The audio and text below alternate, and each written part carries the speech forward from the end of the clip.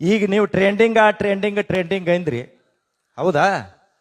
Trending ಇದವ್ರು ಹಾಡುವಂತ ಹಾಡುಗಳು ಯಾರು ಹಾಡ್ತಾರ ಅದನ್ನ ಹೇಳ್ರಿ ನನಗೆ ಮೊದಲು.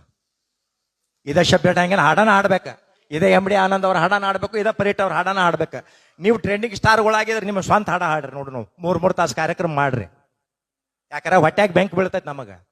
ನಾವು ಯಾವುದೋ ಒಂದು ಕಲ್ಪನೆ ಇಟ್ಕೊಂಡ ಒಂದು ಒಳ್ಳೆ ಉದ್ದೇಶ ಇಟ್ಕೊಂಡ ನಾವೊಂದು ಹಾಡ ಬರ್ದಿದ್ರ ಮನಸ್ಸರ ಹೆಂಗ ಬಂತ ಗೆಳತಿ ಅತಿ ನಾವು ಬರದ್ರ ಯಾವಾಗ ಬರ್ತೀಯ ಗೆಳತಿ ಅಂತೇಳಿ ನೀವು ಬರದ್ರ ನನ್ನ ಹಾಡ ಸತ್ಯನಾಶ ಆಗಿ ಹೋತ. ನಾ ಏನು ಉದ್ದೇಶ ಇಟ್ಟು ಬರ್ದೀನಿ ಅದು ನನ್ನ ಕೂಸದ, ನನ್ನ ಕೂಸು ಹೆಂಗೆ ಬೆಳಿಬೇಕಂತೇಳಿ ನಾ ಆಸೆ ಇಟ್ಟು ಬೆಳೆಸಿದ್ನ ಅದನ್ನ.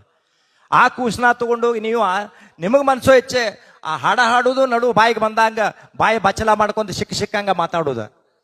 ಆ ಹಾಡಿಗೆ ಆ ಮಾತಿಗೆ ಒಂದಿಟ್ಟರ ಸಂಬಂಧ ಇರ್ತೈತಿ ಇಲ್ಲ.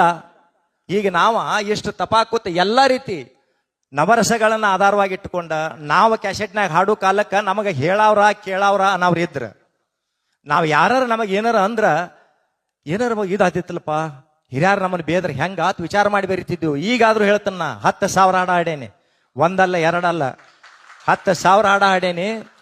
ಇಲ್ಲಿವರೆಗೂ ಹೇಳ್ತೀನಿ ನಾ. ಈಗಾದ್ರೂ ಒಂದು ಸಾಹಿತ್ಯ ಬರದ್ನಪ್ಪ ಅಂತಂದ್ರ ನನ್ನ ಮುಂದೆ ಯಾವದಾನ ಅನ್ಬೋದ್ಲನ ನನ್ನ ರೂಪ ನೋಡ್ರೆ ಗೊತ್ತಾಕೈತಿ ನಿಮಗೆ.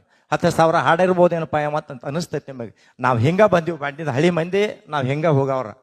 ಯಾಕಂದ್ರ ಸಂಸ್ಕಾರ ಬಿಟ್ಟು ಇಲ್ಲ ನಾವು. ಸಂಸ್ಕಾರ ಸಂಸ್ಕೃತಿ ಅನ್ನೋದು ಹಾಳಾಗಿ ಹೋಗೈತಿ. ಇದನ್ನ ನಾವು ಪ್ರದೀಪ ನಾವು ಎಲ್ಲರೂ ಮೊದಲಿಂದ ಮಾತಾಡ್ಕೊತಾನ ಬಂದಿದ್ದೀವಿ.